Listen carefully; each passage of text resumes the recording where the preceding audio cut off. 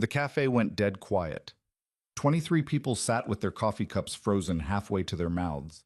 Their eyes pointed somewhere else, at their phones, at the window, at absolutely nothing, while three men laughed and kicked the wheels of a woman's wheelchair like it was sport. She wasn't crying. That was the thing nobody expected. She just sat there with her jaw set and her knuckles white on the armrests, staring at a fixed point on the wall, the way a person stares when they've learned that making eye contact only makes it worse.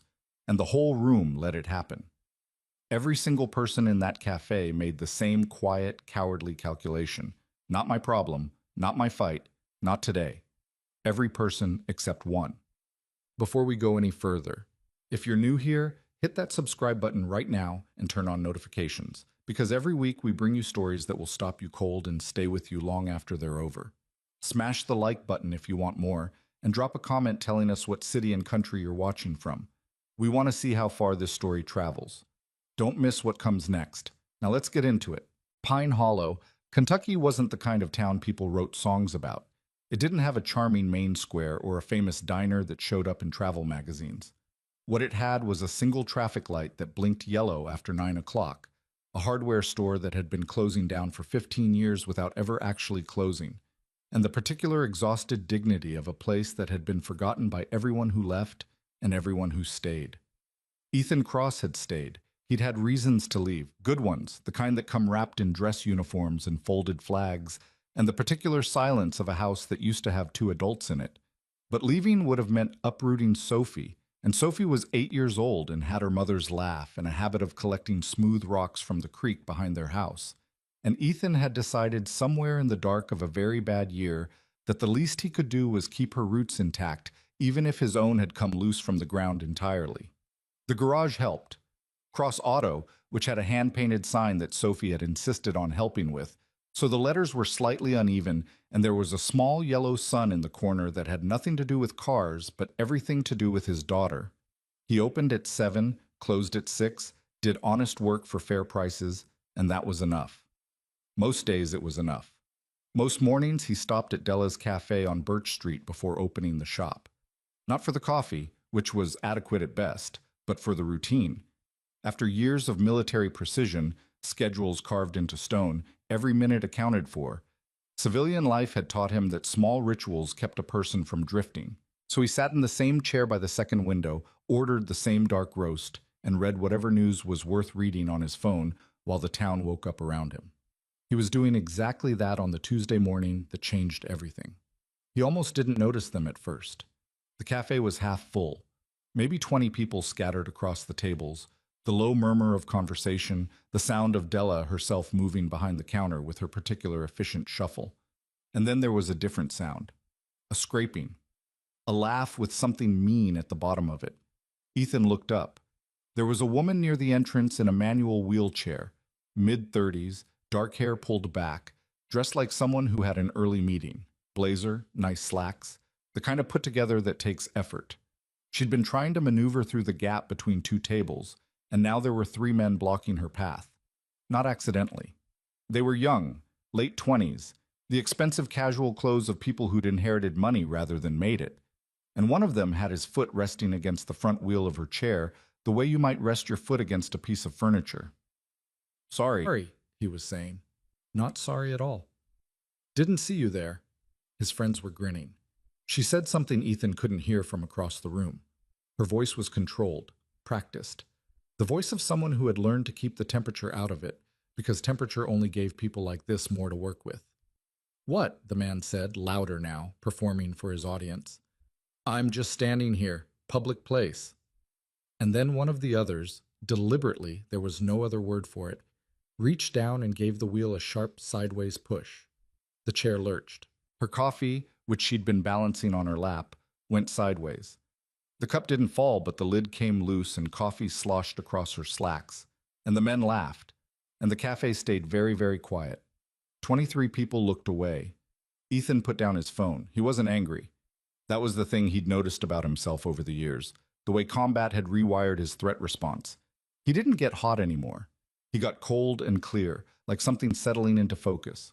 He stood up from his chair, which scraped back against the floor and made a sound that cut through the cafe noise, and he walked across the room. He wasn't large in the way that made people nervous from a distance. He was 6'1", built lean and permanent, with a kind of stillness in his movement that you only get from years of learning to control exactly how much space you take up.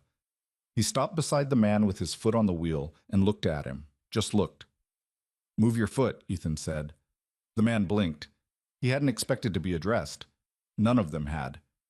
"Excuse me?" "Your foot," Ethan said. "Move it." There was a beat. The kind of beat where a person decides what kind of person they are in this particular moment. The man looked Ethan over, doing the calculation, and something in what he found there made the calculation come out differently than he'd probably intended. Maybe it was the stillness. Maybe it was the fact that Ethan wasn't leaning in, wasn't puffing up, was just standing there with his hands loose at his sides, like a man who had nowhere urgent to be and nothing in particular to prove. "We're just having a conversation," the man said, still performing, but quieter now. "No," Ethan said. "You're not." The friend who'd pushed the chair took a half step forward. Ethan moved his gaze to him, nothing more, and the half step stopped. "This is none of your business," the first man said. "You made it everyone's business when you did it in public." Ethan turned to the woman. "You okay?" She looked at him. Something complicated moved through her expression. Not relief exactly, not gratitude, something harder than either of those things. Like she wasn't sure what to do with what was happening. "Fine," she said. He nodded. He looked back at the three men. "She's trying to get through. You're in the way. That's going to change." The silence in the cafe had gone from uncomfortable to something else. Attentive. 23 people who'd been looking away were now looking directly at this. And the men knew it, and the dynamic had shifted in the particular way it shifts when the math stops working in your favor. The man with his foot on the wheel took his foot off the wheel. They moved.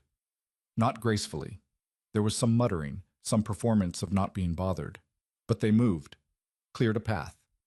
The woman rolled forward through the gap, and Ethan stepped back to let her pass. And that was it. No punches. No shouting. Just three men who'd discovered that the room wasn't actually on their side, and one man who'd been the first to make that clear. He went back to his table. Della was looking at him from behind the counter with an expression he didn't quite know how to read. Around the cafe, the low murmur of conversation resumed, slowly, the way sound returns after something unexpected. Ethan picked up his phone and looked at it without actually reading anything. A minute passed. 2. That was interesting. He looked up. The woman had maneuvered her chair to the edge of his table. Up close she was younger than he'd first thought, though she had the eyes of someone who'd been through something that had aged her in ways a birthday couldn't measure. There was a coffee stain across the right leg of her slacks that she was very carefully not looking at. "Sorry about your pants," he said. "They'll wash." She had a directness about her that he appreciated. No wasted words, no softening of edges. "I'm Ava." "Ethan." "Were you actually going to do something if they didn't back down?" He considered the question seriously, which seemed to surprise her. "I was going to figure it out," he said. She looked at him for a moment. Then something almost like a smile crossed her face. Not quite, but almost. Honest answer. She didn't sit down and join him. She didn't ask for his number or offer some grateful speech about what he'd done. She just nodded. The nod of one person acknowledging another person as a person, and wheeled herself to the counter to replace her coffee. And when she left the cafe 10 minutes later, she didn't look back. He noticed the wheel, though. As she was maneuvering toward the door, he heard the sound. A grinding, irregular wobble that shouldn't have been there. The push from earlier, or maybe something older, but either way, the front left wheel was compromised, and he knew that sound the way a doctor knows a symptom. He caught her at the door. "Your front wheel," he said. She stopped, looked down. "It needs to be looked at," he said. Not urgently, but soon. The bearing's going." "How do you know that?" "I own a garage. Cross Auto on Mallard. Bring it by whenever. I'll take a look." He held the door for her. "No charge." She studied him. The expression was the same one from before. That complicated thing, like she was running some internal calculation that kept coming out with an unexpected result. Why? It was a fair question. He thought about it. "Because someone pushed it," he said, "and that's not right." He thought about her a little on the drive to the shop. Not the way a person thinks about an attractive stranger, though she was, unquestionably, someone you looked at. But the way you think about a thing that doesn't quite add up. There was something about her that didn't fit Pine Hollow, some quality of controlled intensity that belonged in a bigger city, in rooms with conference tables and actual decisions being made. And she'd said she was fine before he'd even asked if she was fine, which meant she was practiced at saying it. He let it go. He had a carburetor to rebuild before 9 o'clock. Sophie was already at school, dropped off on the way, and she'd made him promise to bring home milk and the good kind of crackers, not the wheat ones, which had been a whole negotiation at 7 in the morning. He kept a running list on his phone of things he needed to remember because he'd learned that his memory, excellent for mechanical problems and tactical assessments, had a significant gap when it came to grocery items and permission slips. Roy was already at the shop when Ethan pulled up. Roy Daniels, 61 years old, 30 years of doing this work before his knees had started making their opinions known, and the best diagnostic ear Ethan had ever encountered. He could hear an engine running wrong from a parking lot. He was also deeply nosy and had no awareness of this. "You're 3 minutes late," Roy said, without looking up from the engine he was reading the way some people read books. "I had a thing at Della's." "What kind of thing?" Ethan told him, briefly. Roy straightened up slowly, joints conducting their usual protest. "The Sterling girl," Roy said. Ethan looked at him. "You know her?" "Grew up here, before." Her family had money, not Hawthorne money, but real money. He wiped his hands on a rag with the focused attention of a man who is choosing his next words carefully. "She left after the accident, 7 years back." "What accident?" Roy looked at him. Something in his expression went deliberate. "She was in a car crash, real bad one. They said it was her fault. Most people who knew her didn't believe that." He paused. "The Hawthorns were involved, one way or another. That's all anyone ever said publicly." "And privately?" Roy turned back to the engine. "Privately, people said a lot of things and then stopped saying them." Ethan let that sit for a moment. Then he went to get changed into his work clothes, and the day got busy, and he mostly stopped thinking about Ava Sterling. She came by the next morning. He heard the chair on the concrete apron before he saw her, and when he came out from under the truck he was working on, she was in the doorway of the garage with the particular expression of a person who has made a decision they're not entirely comfortable with. "You said bring it by," she said. "I did." He stood up, wiped his hands. "Come in. I'll get a look at it." He crouched beside the chair while she sat in it, which felt awkward for about 30 seconds, and then didn't, because the problem was clearly mechanical, and once he was looking at a mechanical problem, he tended to stop thinking about the human dimensions of the situation. The bearing in the front left wheel was worse than he'd thought. The push from the cafe had accelerated damage that had probably been accumulating for months. Small compromises in the housing, debris in the race, the beginning of the kind of failure that happens suddenly and at the worst possible moment. "Has this been grinding for a while?" he asked. "Maybe a couple weeks?" "You should have gotten it looked at." "I know." He glanced up at her. She was watching him work with the same directness she'd brought to everything, like she didn't see the point in pretending she wasn't watching. "I can fix it today," he said, "but I'll need you to transfer out while I do it. I've got a chair." "I can manage." He nodded. Got the shop chair, an ordinary folding chair that he propped against the workbench, and stepped back while she transferred herself from the wheelchair to it with the precise, economical movement of someone who had done this 10,000 times. No help offered, none needed. He worked. She sat. Roy appeared in the doorway, assessed the situation with the subtlety of a man who has none, and then made himself busy on the other side of the garage while very clearly continuing to track everything happening. "You didn't grow up here," Ava said after a while. "No, Virginia originally. Came here about 5 years ago." "Why here?" "My wife was from here. After she died, it seemed—" He paused, fitting a new bearing into the housing. "It seemed like the right place for Sophie to be. Near her grandmother, familiar places. Roots." "Sophie's your daughter." "Yeah." A pause. "I'm sorry about your wife," she said. Not in the reflexive way people said it, but in the way of a person who actually meant the words and understood their weight. "Thank you," he said. He could feel her looking at him, that direct, steady attention. "Roy told me you were military," she said. He glanced over at Roy, who was absolutely not looking at them. "Navy," Ethan said. "Long?" 12 years. She didn't ask why he'd left. He didn't explain. Some things don't need the full architecture of their reasons laid out for people you've only just met, and she seemed to understand that. You fixed it, she said, when he rolled the chair back to her. New bearing, cleaned the race, adjusted the caster. He set it beside her. It'll run smooth now. Come back if anything feels off. She transferred back with the same efficiency, tested the wheel with a push of her hand. The chair rolled clean and quiet. What do I owe you? She asked. Nothing. She looked at him. I told you, he said. No charge. There was a long pause. Something in her expression shifted. Not the almost smile from the cafe, something less guarded than that, and more complicated. You know, she said, most people in this town can't look at me directly. He looked at her directly. I know, he said. She held his gaze for a moment. Then she nodded, that same acknowledging nod from the cafe, and wheeled herself toward the door. I'll see you around, Ethan Cross, she said. He went back to his truck. Roy appeared at his elbow with the speed of a man who'd been waiting. Well, Roy said. Don't, Ethan said. Roy didn't say anything, but he was smiling, and he kept smiling for most of the rest of the morning, and that was somehow worse. That evening, after Sophie was asleep, tucked in with her collection of smooth creek stones arranged by size on her windowsill, Ethan stood in his kitchen with a glass of water and thought about what Roy had said. The Hawthorns were involved. That's all anyone ever said publicly. He'd been in Pine Hollow 5 years. He'd heard the Hawthorne name the way you heard weather, frequently, and as a background fact of life.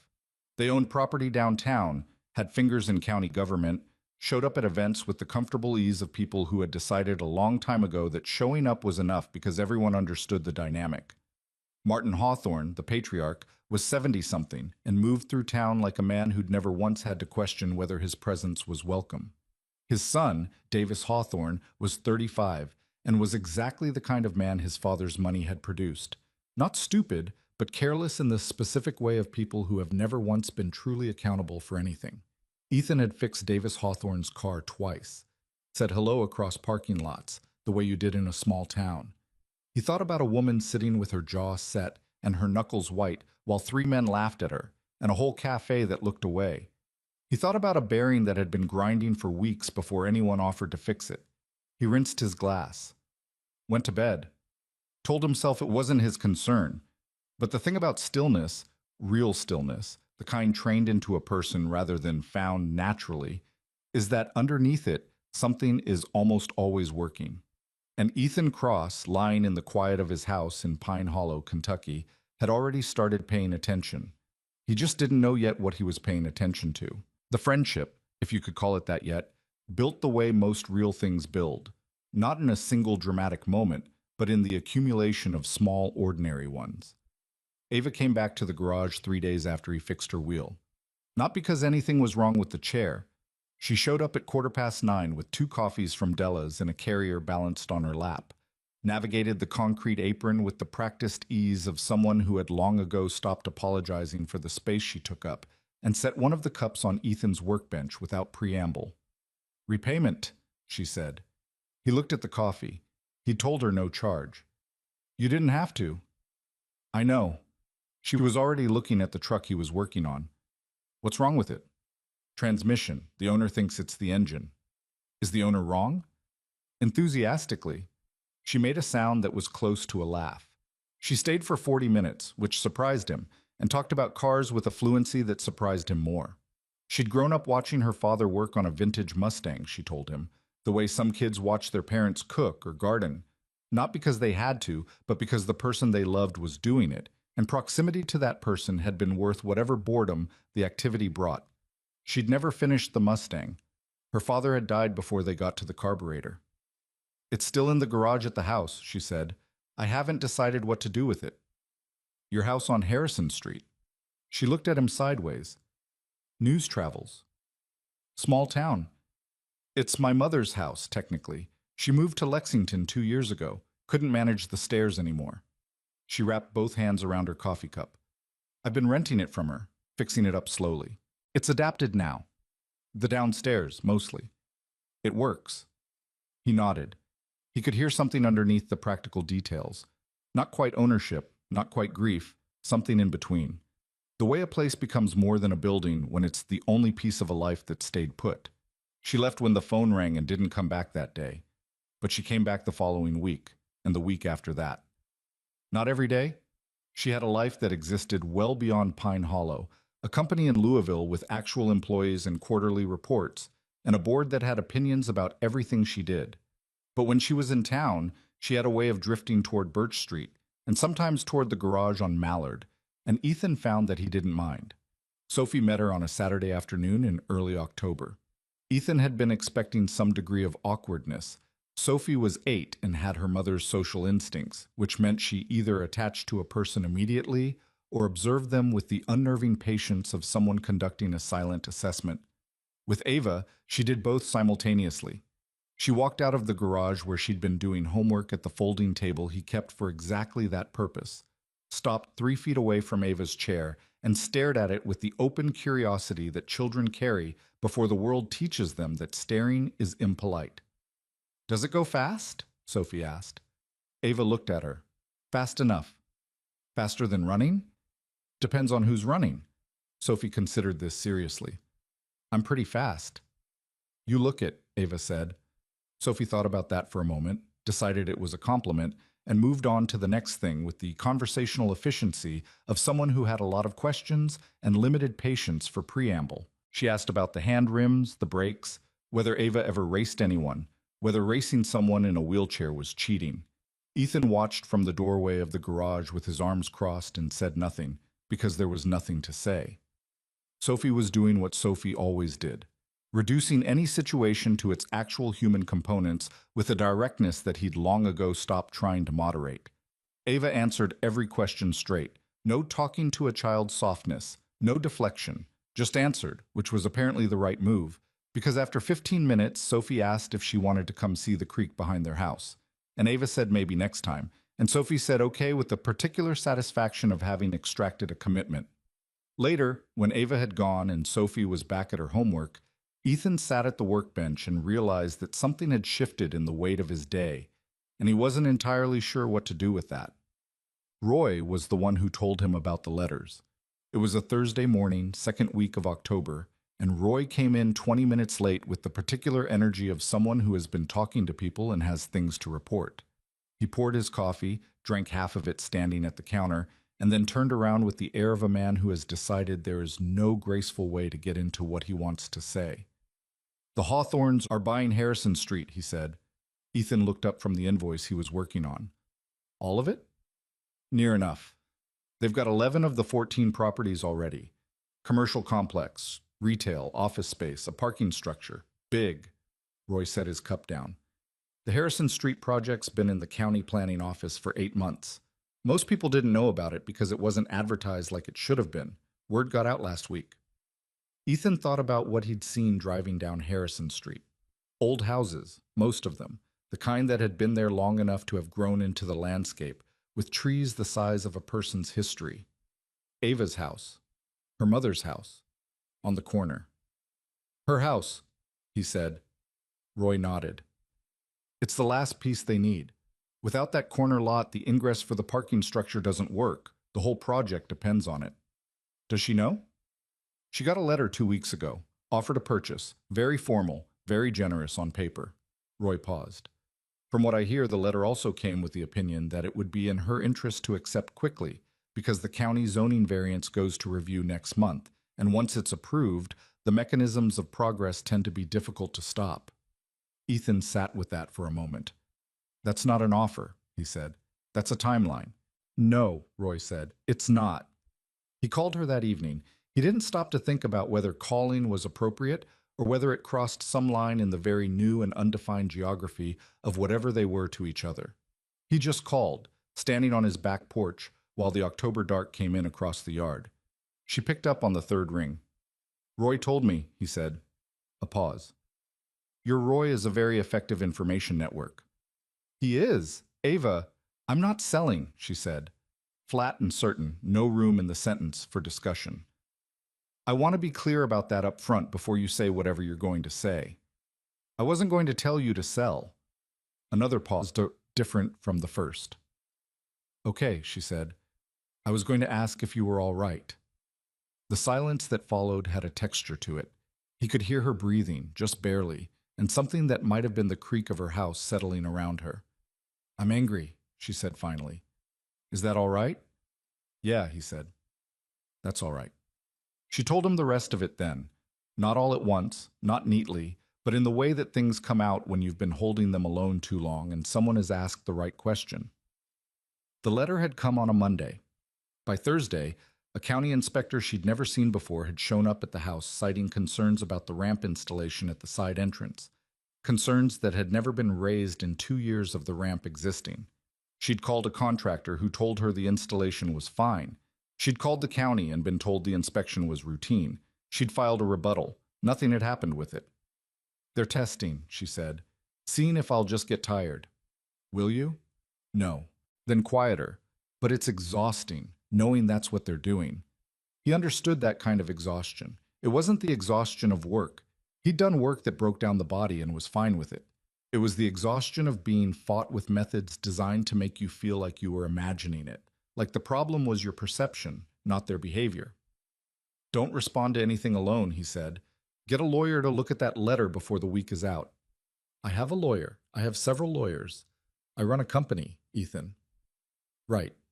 He felt slightly foolish. "Sorry." "Don't apologize. She stopped. "It's actually nice that you said it. That someone just said it." He stayed on the phone longer than he'd planned. She asked about Sophie, which surprised him, and he found himself talking about the morning. Sophie's insistence on a specific brand of orange juice, the rock she'd brought home from school that she claimed was a fossil, which it wasn't, but which she had placed on her windowsill with the same reverence as the others. Ava listened with what felt like genuine attention, not politely, actually listening. When they hung up, he stood on the porch for a while longer in the dark, listening to the sounds of the neighborhood. A dog somewhere, wind in the oaks behind the fence, the distant punctuation of a car on the highway, and thought about Roy's words. The Hawthorns were involved. People said things and then stopped saying them. The false violations started on a Monday. Ethan arrived at the garage at his usual time to find a notice from the county building department taped to the door. Alleged code violations, improper storage of hazardous materials, inadequate ventilation certification, concerns about drainage. The notice had been generated on Friday and posted over the weekend, which was not normal procedure. The violations cited were either flat wrong or technically arguable, in the way that code language is always arguable, crafted, in other words, to create work and expense and uncertainty rather than to address any actual problem. He stood there with the paper in his hand for a long minute. Roy showed up behind him, read it over his shoulder, and said something emphatic that Ethan chose not to repeat in his mental record of the morning. "When did you last have your certification renewed?" Ethan asked. 6 months ago. Everything was clean." "I know." Ethan folded the notice and put it in his back pocket. "I know it was." He made appointments, called the county office, where the person on the phone was polite and unhelpful in equal measure. Called his own lawyer, a woman named Patricia Geary in Bardstown, who had handled his business filing and the property deed and was the kind of methodical that he found reassuring. She told him to document everything, respond to nothing in writing without her review, and to consider the possibility that this was harassment rather than legitimate regulatory action. "I'm already considering it," he said. He told Ava when he saw her that Thursday. She'd come by the garage, not with coffee this time, just herself, and was sitting in the doorway watching the street while he worked on a brake job, and he gave her the short version without editorializing. She was quiet for a moment. Then, "Ethan, I'm sorry. It's not your fault." "That's not what I said." He looked at her. She held his gaze with the directness he'd come to expect, but there was something in it now that he hadn't seen before, guilt, or something close to it. The particular guilt of knowing that your situation has damaged someone else's. "You didn't do anything," he said. "They did. Because you helped me." "They were going to come for me eventually anyway," he said, which was probably not true but felt like the right thing to say. He saw her read that on his face and almost correct him, and then decide not to. "We should talk," she said, "about more than just the violations." "Okay." "Not here." She glanced at Roy, who was absolutely working on something in the back with great concentration. "Somewhere quiet." They went to her house that evening after he dropped Sophie at his neighbor Linda's place, which Sophie treated as a social engagement and packed a small bag for as though she were visiting another country. Ava's house on Harrison Street was a 1940s two-story that had been opened up on the ground floor. Walls moved, doorways widened, everything practical and unobtrusive, the adaptations woven into the space without announcing themselves. It didn't look like a house that had been retrofitted. It looked like a house that had been thought about. The living room had books stacked on a low table, a throw that had been used rather than displayed, shoes beside the door. It looked like someone actually lived there, which shouldn't have been notable, but somehow was. He'd been in houses that felt like they were waiting for a photograph to be taken. This wasn't that. She made tea, which he didn't particularly want, but accepted because the act of making it seemed to give her hands something to do. And they sat across from each other at the kitchen table with the particular formality of two people about to have a real conversation. 7 years ago, she said, I was in a car accident. He said nothing. Let her take the shape she needed. It was a Saturday night, January. I was coming back from Louisville on Route 47. She held her mug with both hands, the same way she'd held the coffee cup at the garage, and looked at a point somewhere between the table and the door. A car crossed the center line and hit me head on. I was in the hospital for 6 weeks. The damage to my spine was... She stopped, started again. It was permanent. They were very clear about that. I'm sorry, he said. He meant it the way she'd meant it when she'd said it to him about his wife, not as a social filler, but as something real. The driver of the other car was Davis Hawthorne, she said. The name landed in the room and stayed there. He was 22. He'd been at a dinner party at his father's house in Findlay County. That's 30 miles east past the highway. He was drunk. Witnesses at the party said later that he'd had a lot to drink, that multiple people had offered to drive him, that he'd refused. She set her mug down. That's not what the official accident report said. What did the official report say? That road conditions were a factor, that his blood alcohol was within legal limits. She paused. His blood was drawn 2.5 hours after the accident, at a hospital 40 minutes from the scene, after a delay that was never formally explained. Ethan thought about that. The way evidence behaves when someone with resources and motivation is managing the situation. There was a witness, Ava said. A man who'd been driving behind Davis Hawthorne for nearly 8 miles, had seen him swerving, had seen him cross the line just before he hit me. That man's name appeared in the initial responding officer's notes. She looked at him directly. He does not appear anywhere in the official investigation. His name was removed. He was never contacted by investigators. He doesn't exist in the case record. The kitchen was very quiet.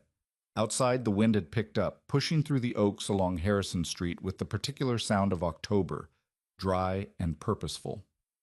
They came to me 3 months after the accident, she said, while I was still doing rehab. Martin Hawthorne's attorneys. They had a settlement agreement, a significant amount of money, and a confidentiality clause that covered the cause of the accident, the investigation, Davis's involvement, all of it. They told me I could fight it, but that the investigation had found no negligence, that I would face years of litigation against a family with essentially unlimited legal resources, and that I would probably lose. She stopped.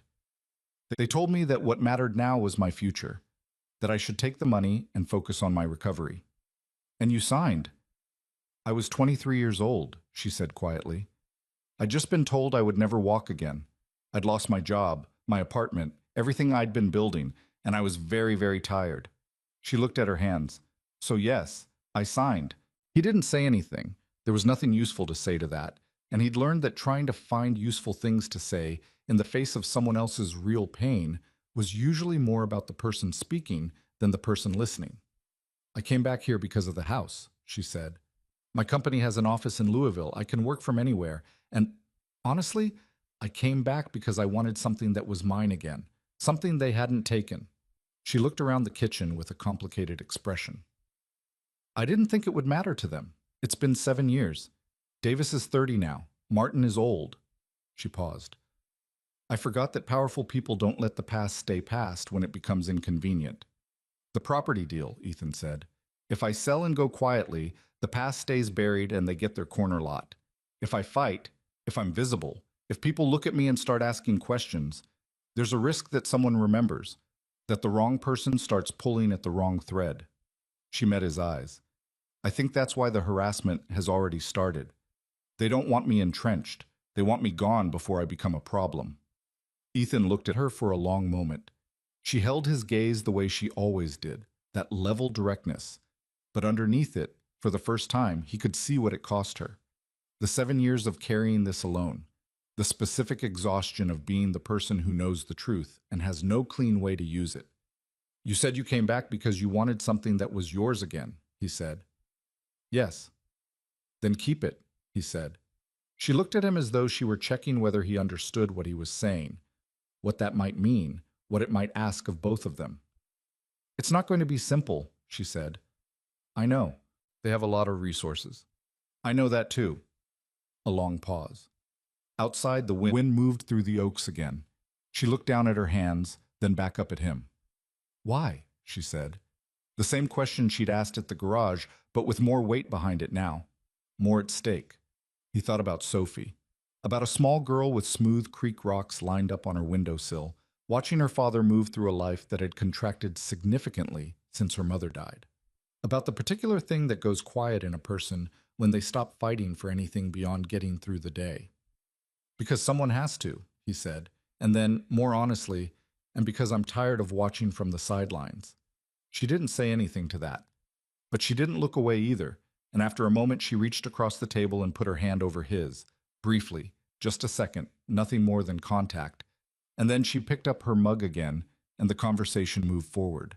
He drove home through the dark streets of Pine Hollow with the heater running and the radio off, thinking about a police report with a missing name and a family that had spent 7 years believing the silence would hold, and a woman who had signed a piece of paper in a hospital room at 23 years old and had been paying for it ever since. He thought about what Roy had said, weeks ago now. People said things and then stopped saying them. He thought about the way Ava had looked when she'd said the word tired. Not broken, she was the least broken person he'd met in a long time, but carrying something that had been heavy for so long she'd probably forgotten what it felt like not to carry it. He turned onto his street, pulled into the drive, sat in the car for a minute with the engine off. He'd spent 12 years as a SEAL, learning that the most dangerous thing a person could do was mistake patience for weakness. The Hawthorns had been patient. They'd waited 7 years, waited until they had a reason, waited until the property deal gave them cover for pushing her out. That patience had probably felt to them like strength. He got out of the car, went inside, checked on Sophie's room. She was home now, already asleep, one hand curled under her cheek and the creek rocks standing their orderly watch on the windowsill. He stood in the doorway for a moment, looking at her. He'd been patient too. 5 years of small routines and honest work, and not asking too much of a life that had already taken something irreplaceable from him. But there was a difference between patience and standing still. And somewhere between a cafe on a Tuesday morning and a kitchen table on an October night, he had started to remember it. The name Ethan needed came from an unlikely place. It was Roy, again. Roy, with his 30 years of accumulated local knowledge and his complete inability to mind his own business, which Ethan had long since stopped viewing as a character flaw and started viewing as an operational asset. 3 days after Ethan's conversation with Ava, Roy came in with his coffee and his news-bearing energy, and this time what he had wasn't gossip. It was a name. Tom Haskell, Roy said. He was the responding deputy the night of Ava's accident, first one on scene. Ethan looked up. Was? Retired. 3 years ago. He's got a place out on Cutter Road, keeps chickens, bothers nobody. Roy paused. Word is he didn't retire as happy as a man who's done his job well and is ready for rest. Word is he's been carrying something. Who told you that? His sister goes to the same hair salon as Linda Marsh. Ethan sat with the particular absurdity of small-town intelligence networks for a moment, then moved past it. You think he'll talk? I think he's been waiting for someone to ask the right way. Ethan drove out to Cutter Road on a Saturday morning, leaving Sophie with Roy for 2 hours. An arrangement Sophie treated as a vacation, and Roy treated with the seriousness of a man who had been entrusted with something precious and breakable. The address was a property set back from the road behind a stand of cedars, the house modest and well kept in the way of people who had stopped caring what others thought, but hadn't stopped caring about the work itself. There were chickens, as advertised. Also a vegetable garden that was being put to bed for winter, covered in straw. Tom Haskell was 63, heavy through the shoulders, with the weathered look of a man who'd spent decades outdoors and hadn't bothered fighting it. He was splitting wood beside the barn when Ethan pulled up, and he watched Ethan get out of the truck with the measured assessment of someone who had spent years reading arriving strangers and making quick determinations. "Mr. Haskell," Ethan said. "Don't know you," Haskell said. Not hostile, factual. "Ethan Cross. I own the garage on Mallard Street in town." He stopped at a respectful distance. "I'm here about an accident on Route 47, January 7 years ago." Haskell set his axe down. The look on his face was not surprise. It was the look of a man who had been expecting a specific knock on the door for a long time and had finally heard it. "Come inside," he said. The kitchen smelled like coffee and wood smoke. Haskell poured 2 cups without asking and set them on the table, and they sat across from each other the way men sit when they've agreed, without saying it, that they're going to speak plainly. "I was the first car on scene that night," Haskell said. "January 14th, about 11:40 p.m. He held his cup in both hands, staring at a point above Ethan's shoulder. "It was bad. Real bad. The girl, Miss Sterling, was unconscious. The other driver was standing outside his vehicle, which told me he was mobile, so I prioritized her, called for medical, called for backup, stayed with her until the ambulance came." "What about blood alcohol?" Ethan asked. Haskell's jaw tightened. "That's where it gets complicated." He set his cup down carefully, like he was choosing his words the same way. "I smelled alcohol on the other driver, strong. I noted it in my initial field report, the report I filled out at the scene, on paper, because the digital system was down that night, which happens more than people think out there. I noted my observation, the smell, his presentation, his speech, all of it. I requested a field sobriety assessment. And my supervisor showed it up before it was completed." Haskell's voice stayed even, but his hands tightened slightly. "Detective Lieutenant Carver. He didn't usually respond to accident scenes, that's not how it worked, but he was there within 20 minutes, which meant he was already on his way before I'd filed anything official." He paused. "He took over. Told me I was needed back on patrol, that he'd handle it from here. I said I hadn't completed my assessment. He said he'd handle it." "Your field report," Ethan said. "The paper one." "Disappeared." Haskell said it flatly, with the flatness of someone who had said it internally 10,000 times and worn the emotion off the words. "When the investigation file was compiled, the initial report had been replaced by a typed summary that didn't include my observations about the driver's condition. My name was on the new report, but the content wasn't mine." The kitchen was quiet for a moment. Outside, a chicken made its opinions known about something. "Did you say anything?" Ethan asked. "I went to Carver. He told me my memory of the night was probably off, that field conditions affect perception, that the typed report reflected the full picture." Haskell looked at him directly for the first time since they'd sat down. "I was 38 days from my pension qualifying date." Ethan didn't say anything to that. There wasn't anything useful to say. "I've thought about that 38 days every day since," Haskell said quietly. "Whether it makes me a coward or just a man." He paused. "I still don't know the answer." "There was a witness," Ethan said. "Someone who'd been driving behind the Hawthorne vehicle." Haskell nodded slowly. "I spoke to him at the scene. Name was Gerald Pruitt. He'd been behind the vehicle for 6-7 miles, said the driving had been erratic the whole time. He saw the car cross the line. He was clear. He was specific. He was sober." Haskell stopped. "I put his name and number in my field notes." "The notes that disappeared?" "Yes." Ethan thought about Ava at 23 years old, in a hospital, signing a document she didn't have the strength to fight. He thought about a paper report that got replaced by a typed one 38 days before a man's pension vested. "Would you be willing to make a formal statement?" he asked. "To the right people?" Haskell looked at him for a long moment. "What right people?" "Carver's still on the force. He made lieutenant 2 years after the accident." "Not Carver," Ethan said. "Someone else." He'd been thinking about this carefully over the past week, and what he'd concluded was that the problem with the existing structure in Pine Hollow, in Bevel County more broadly, wasn't that every person in it was corrupt. It was that the corrupt ones occupied the specific positions that controlled information flow, which meant that going through normal channels was the same as handing your evidence to the people who wanted it buried. You had to find the honest people who existed outside those channels, or above them. Sheriff Dale Pruitt was not a Hawthorne man. Ethan had worked that out methodically over several weeks, from how he operated, what he said publicly about the rezoning, the fact that he'd been in a visible dispute with county leadership over the budget for the past year. He was 61, 2 years from retirement, and from what Ethan could see, he was the kind of man who'd rather finish his career with his reputation intact than protect someone else's secrets. He met with Pruitt on a Tuesday afternoon at the sheriff's home rather than the office, which had been the sheriff's suggestion when Ethan had made the call. That alone told him something. Pruitt listened. He was a still listener. Didn't interject, didn't show his reactions while Ethan was talking, just took it in. Ethan laid out what he had: Haskell's account, the discrepancy in the accident report, Gerald Pruitt, the missing witness, the pattern of harassment against Ava and now against his own business, the timeline connecting the Hawthorne property deal to the escalation in pressure. When Ethan finished, Pruitt sat quietly for almost a full minute. "Carver," he said finally. He was the point of contact on the night, from what Haskell says. "Carver's connected to Martin Hawthorne through the County Development Committee. Has been for years." Pruitt said it with the exhausted matter-of-factness of someone who has known something uncomfortable for a long time and had nowhere clean to put it. "I've never had cause to move on it. A connection isn't evidence." "Haskell's testimony is," Ethan said.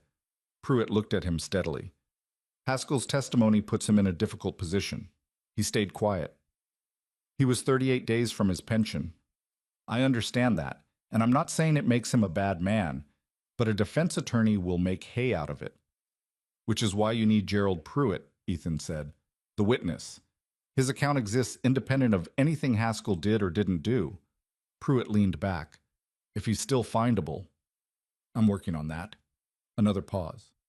Pruitt rubbed his face with both hands, the gesture of a man doing a private calculation about what the next move costs him personally. "If I open an inquiry," he said slowly, "it goes over Carver's head directly to the State Investigative Division. That's a significant step. It makes enemies." "You're 2 years from retirement," Ethan said. Pruitt looked at him sharply. Then something in his expression settled. "Yeah," he said. "I am." He stood up, extended his hand. "I'll need Haskell to make a formal recorded statement, and anything else you find, anything, comes to me directly, not through the department, directly." "Understood," Ethan said. They shook hands.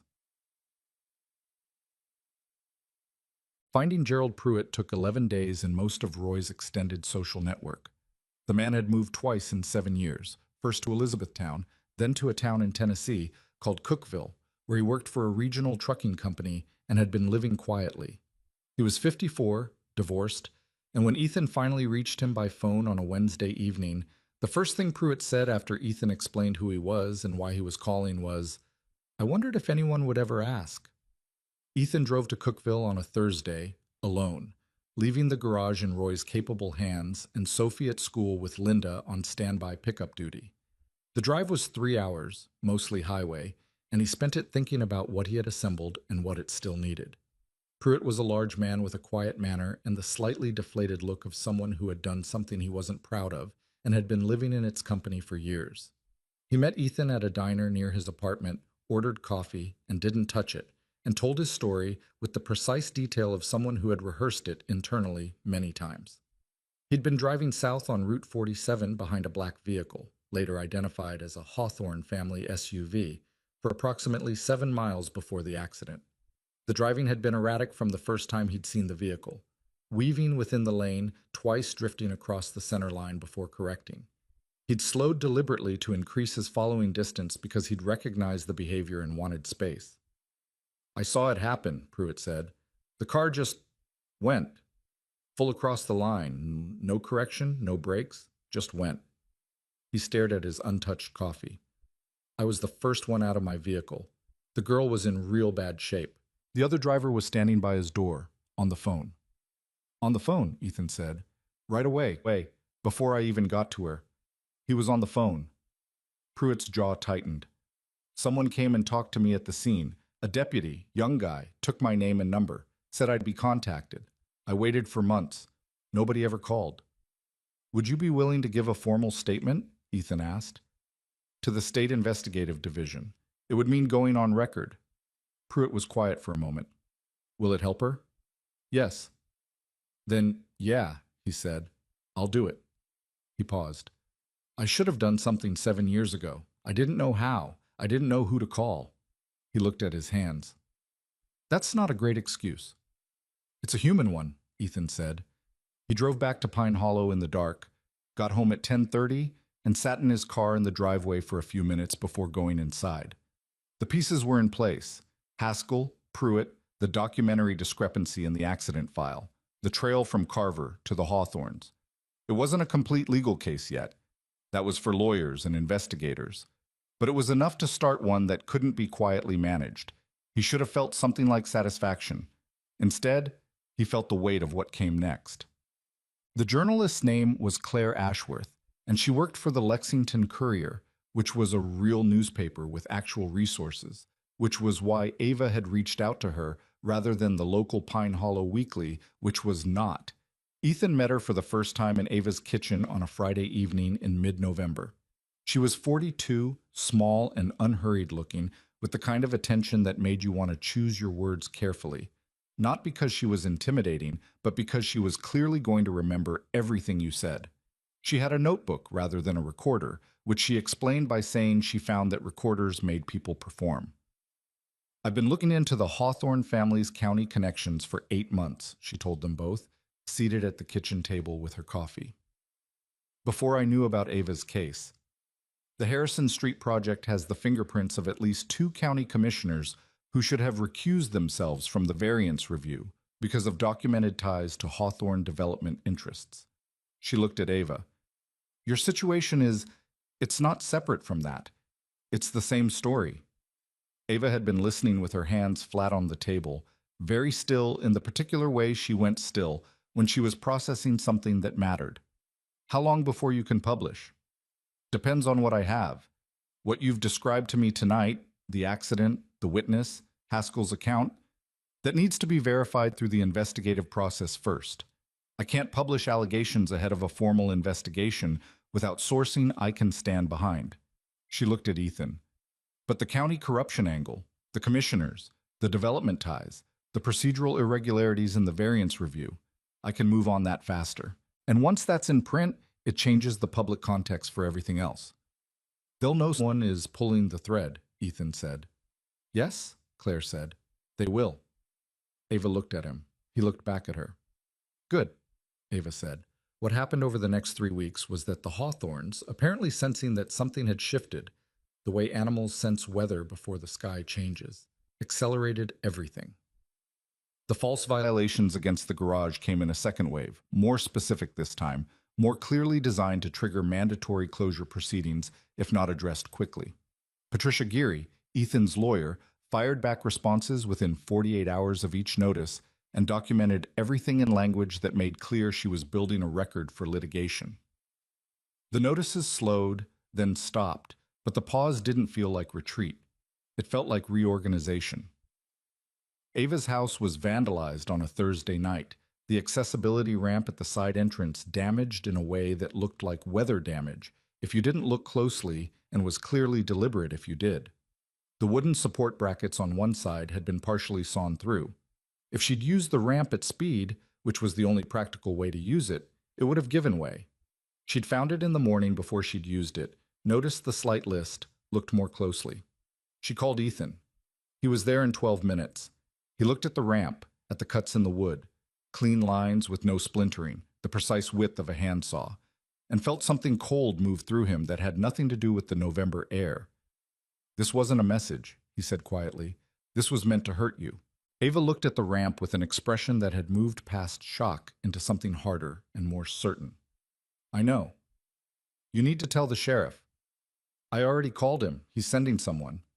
And you need to stay at... I'm not leaving my house, Ethan. He looked at her. She looked back at him with the absolute composure of someone who has made a decision and closed the door on alternatives, and he recognized it because he'd seen it in the mirror a few times over his own life and knew there was no productive conversation to be had with a person in that state. Okay, he said. Then I'm going to fix the ramp. You don't have to. I know I don't have to. He went back to his truck for his toolbox. He was still working on it when the deputy arrived to take Ava's statement, and he finished it as the sun came fully up over Harrison Street, the wood solid again, the brackets replaced with hardware that was heavier than what had been there before.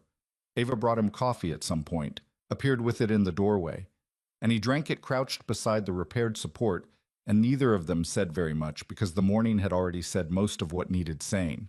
Sophie knew something was happening. Kids always knew, which was one of the things that made parenting both more rewarding and considerably more complicated than Ethan had anticipated. She didn't know the details. He was careful about the details. But she knew her father was worried about something in a way that was different from his usual worries, and she responded by being quieter than usual and by leaving small things on his workbench at the garage. Drawings, a cookie she'd made with Linda, one of her smooth rocks that she placed there without comment. He found the rock on a Wednesday. He put it in his pocket and kept it there. The first of Claire Ashworth's articles ran in the Lexington Courier on a Monday morning in late November. It was above the fold on the county news section and was headlined with the rezoning project, the conflict of interest findings regarding the two commissioners, and a detailed accounting of how the approval process had been managed in ways that bypassed normal public notice requirements. It named Martin Hawthorne's development company as the primary beneficiary. It named the commissioners. It quoted 3 sources and cited public records. Ethan read it at the garage before Roy arrived, on his phone in the early quiet. He read it twice. It was good, methodical and factual and written without the breathlessness that makes people dismiss journalism as agenda, the kind of piece that landed with weight because its architecture was sound. He called Ava. "Have you seen it?" he asked. "I'm looking at it right now." A pause. "She's good." "She is." "My phone has been ringing since 6 this morning. Colleagues, my board chair, people from town I haven't spoken to in years." Another pause. "Also my lawyer, the one who handled the original settlement." Ethan went still. "What did they want?" "She wants to meet. She said she has information she should have shared years ago, and she'd like the opportunity to do that before things progress further." He processed that. A lawyer who had handled the original settlement calling now, wanting to share information. The math of that wasn't complicated. Someone had decided that the cost of continued silence was rising faster than the cost of talking. "Meet with her," he said. "I intend to." He could hear her breathing, the particular rhythm of controlled intensity. "Ethan, I need to tell you something." "Okay. I've been here before. Not exactly here, but in the position where it seems like things are moving in the right direction and then it collapses because they have more resources and more patience than I do." She stopped. "I'm not saying it's going to collapse. I'm saying I'm scared." It was the first time she'd said that to him directly. Not implied it, not let him read it in the careful control of her expression. Said it out loud. "I know," he said. "Does that change anything for you?" "No." A long pause. "Okay," she said.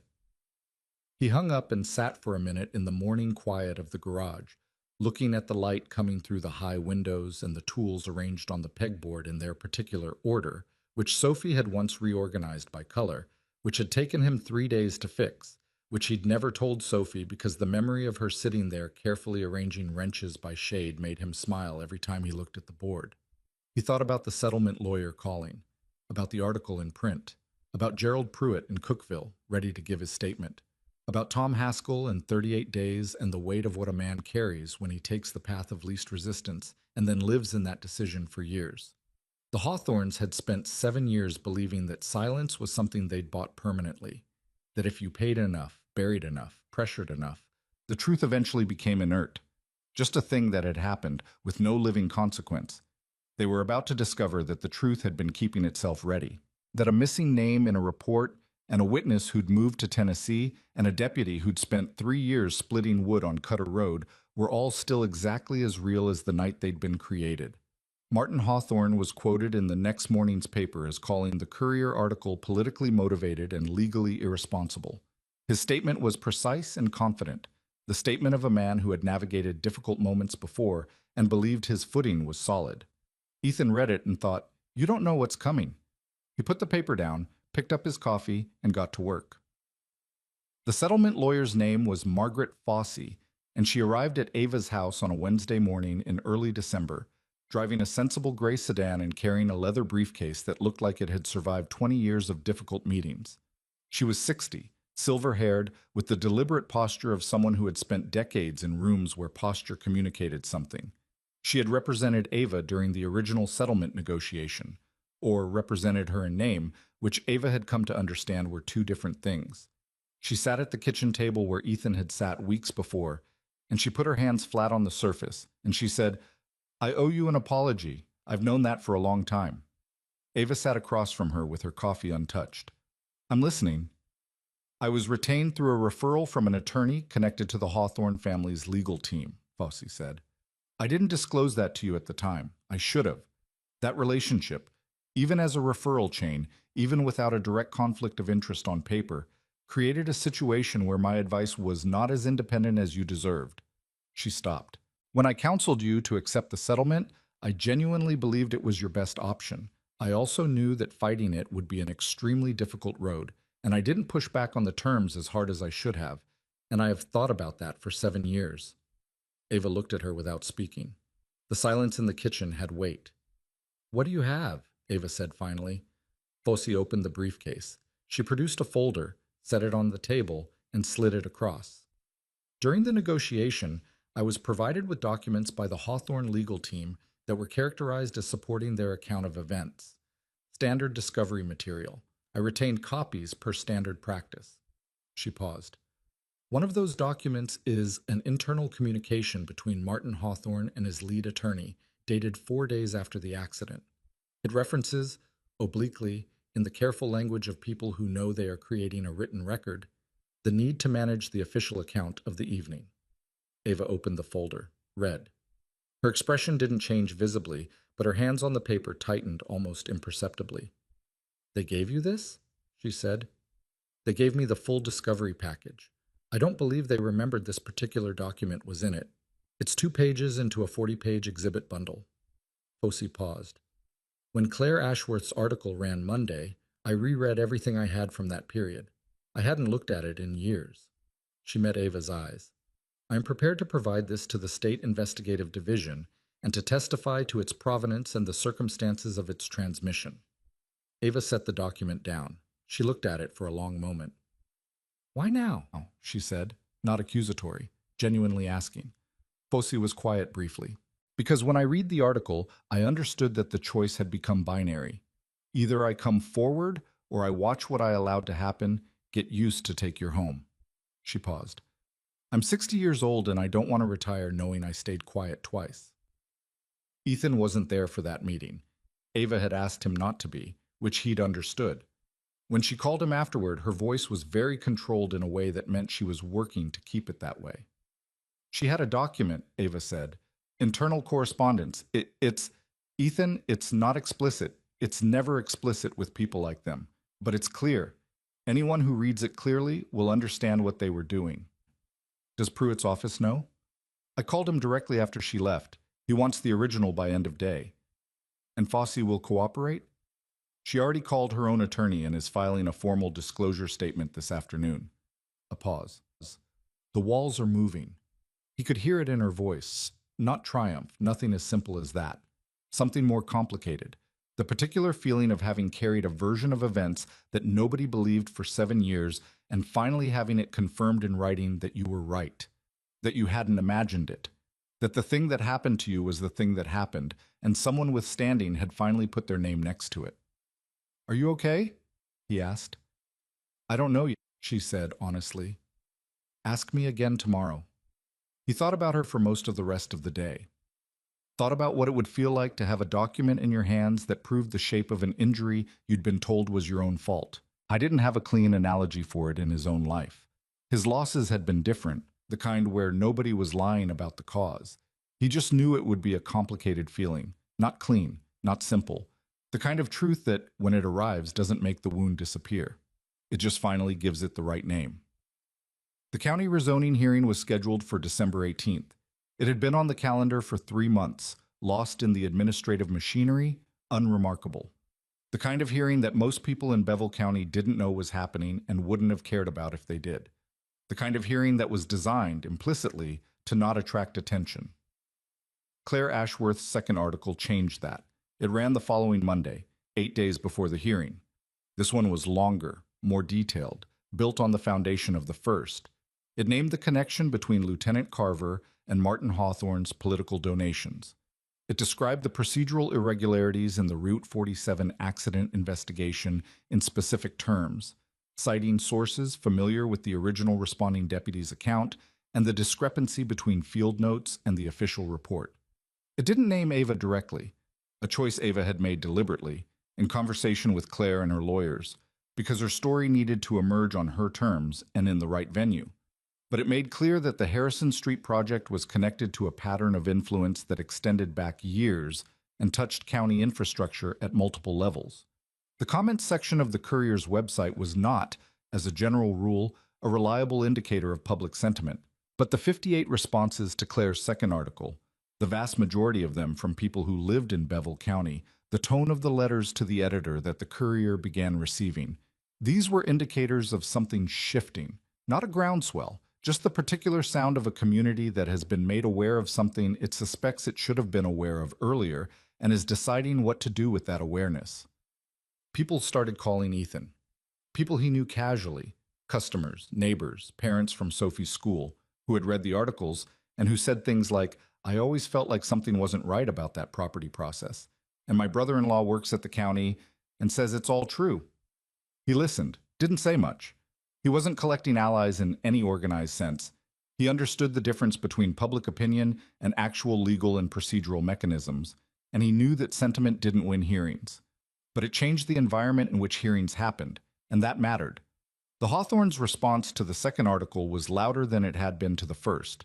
Martin Hawthorne issued a statement through his PR firm that characterized the Courier reporting as a politically coordinated attack on economic development, called for an investigation into the newspaper's sources, and announced that the Harrison Street project would proceed as planned and that the rezoning hearing would confirm the community's support for growth and progress.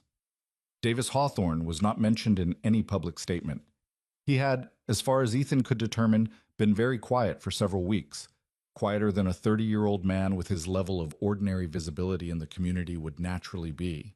He'd been at a Hawthorne family attorney's office twice in the past 10 days, according to Roy, who had this information from a source he refused to identify, but who was apparently reliable. Ethan was thinking about Davis Hawthorne on a Thursday evening, 9 days before the hearing, when he heard the car on Harrison Street. He'd developed the habit, over the past several weeks, of being aware of the street outside Ava's house in ways he didn't fully acknowledge to himself. He lived 3 blocks away, close enough to be useful, far enough to respect her independence, which was something she had in abundance and clearly needed. He wasn't monitoring the street. He was just aware of it. The way a person who's spent years in environments where awareness keeps people alive develops a background attention that doesn't fully switch off. The car that slowed outside her house was a black SUV, which was unremarkable. What was less unremarkable was that it slowed specifically at the gap in the oak trees that gave a clear sightline to her front entrance, and then moved on. He was at his kitchen window and couldn't get the plate from that angle. He didn't see it come back. But he made a note of the time, 8:47 p.m., and he called Ava. "There was a vehicle outside," he said. "Black SUV. It slowed at your entrance." A brief pause. "Is it still there?" "No, I couldn't get the plate. I'm probably being overly cautious." "You're not," she said. "There was a car outside 2 nights ago. I didn't say anything because I thought I was imagining it." "You weren't imagining it." Another pause. "Ethan." Her voice was level, but he could hear the effort. "What does this mean?" "It means they're watching. It means they know the hearing is coming and they're unsettled." He thought carefully before speaking again. "I don't think they'll do anything physical. The stakes are too high now, with the investigation open. But I'm going to call Pruitt." "Okay." "And Ava, are you comfortable there tonight?" A pause that was slightly longer than the question required. "I'll lock up properly." "That's not what I asked." Silence. "I'm fine," she said. "That's also not—" "I know," she said, softer this time. "I know it's not what you asked." Another pause.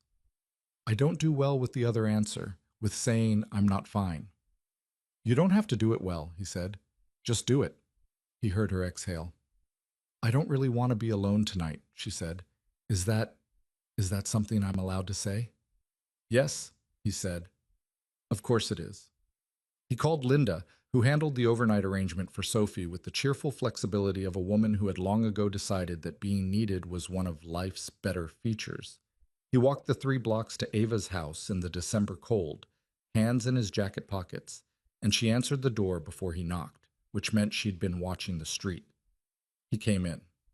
She didn't say anything about it being strange or about what it meant or about the line between practical caution and something else. And he didn't say anything either, and they sat in her living room with the lamps on and talked about ordinary things. Sophie's latest Creek Rock acquisition, a show Ava had been watching, a customer at the garage who'd brought in a truck with a custom engine that had been assembled by someone who had clearly learned mechanics from a YouTube channel and an optimistic attitude. She laughed at the truck story, the real laugh he'd heard before, the one that came from somewhere undefended. He slept on her couch. She didn't argue about it.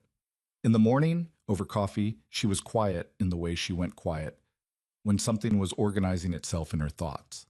He let it organize. I've been thinking about the hearing, she said finally. Okay.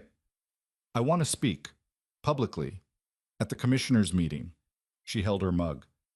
Claire has offered to be there, Sheriff Pruitt will be there, my lawyers will be there, but I want to speak for myself. He looked at her. You don't have to. I know I don't have to. I want to. She met his eyes. I've been the person who signed a document in a hospital room and stayed quiet for 7 years. I'm finished being that person.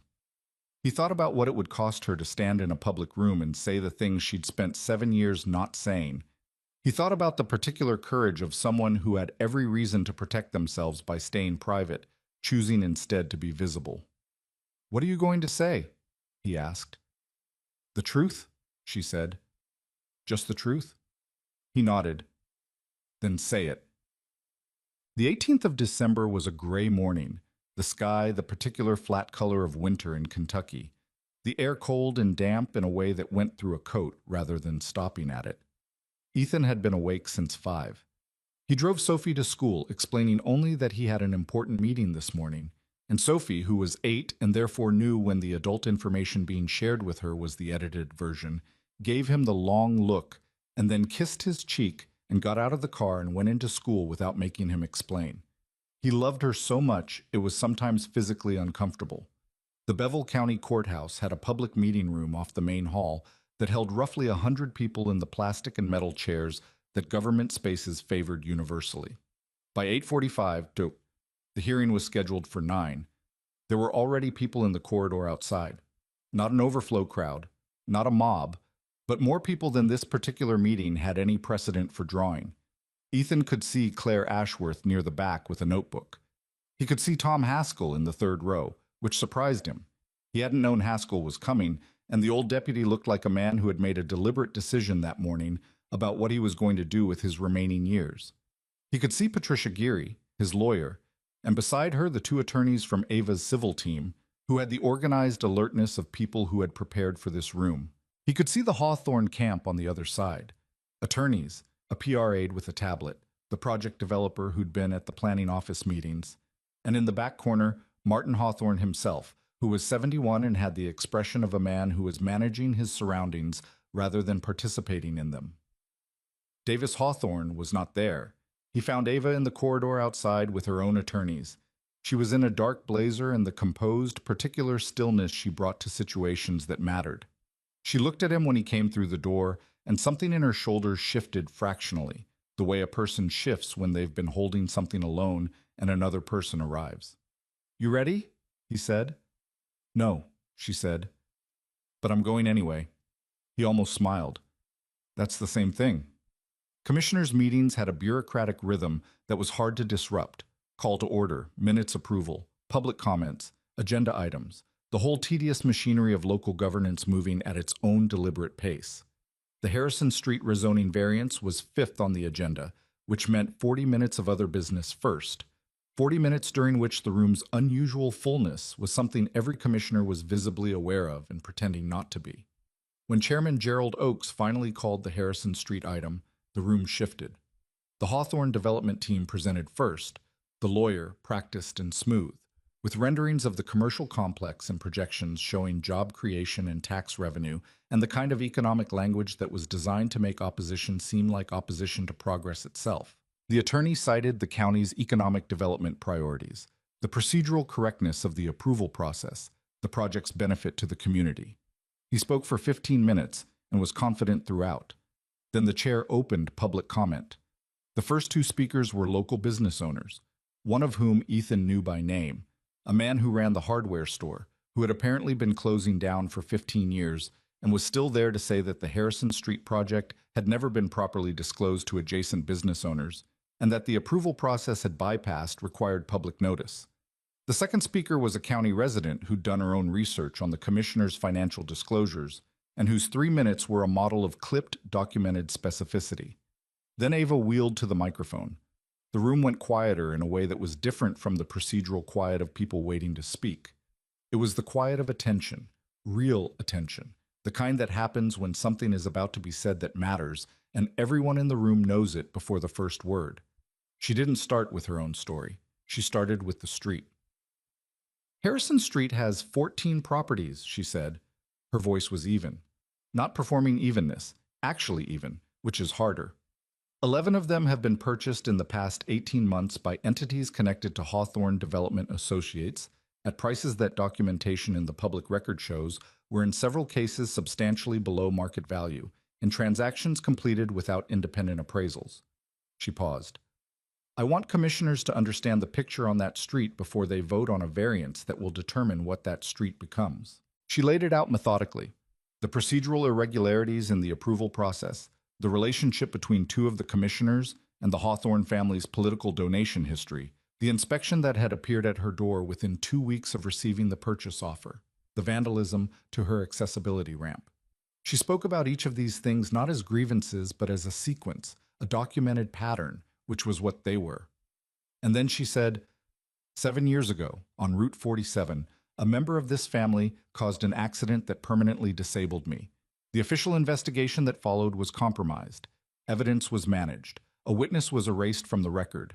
I was presented with a settlement agreement while I was still in a rehabilitation facility, and I signed it because I was 23 years old and out of options, and the people on the other side of the table had more resources and more patience than I had. She stopped for one moment, a single controlled beat. I am not 23 anymore. The room was completely still. I am not asking for your sympathy, she continued. I am asking for a vote that reflects the documented record, both in the approval process for this project and in the history of how this family has operated in this county. Those records exist. The Courier has reported on them. The State Investigative Division is reviewing them. I am asking you to look at them before you decide. She rolled back from the microphone. No dramatic pause. No look around the room to measure the effect. She just rolled back and the room remained very quiet, and then it wasn't quiet anymore. Ethan was standing against the wall at the back, and he didn't speak, and he didn't have to. He watched the commissioners, watched the particular discomfort that moves across the face of a person who has been planning to do something quietly and has just discovered that quiet is no longer an option.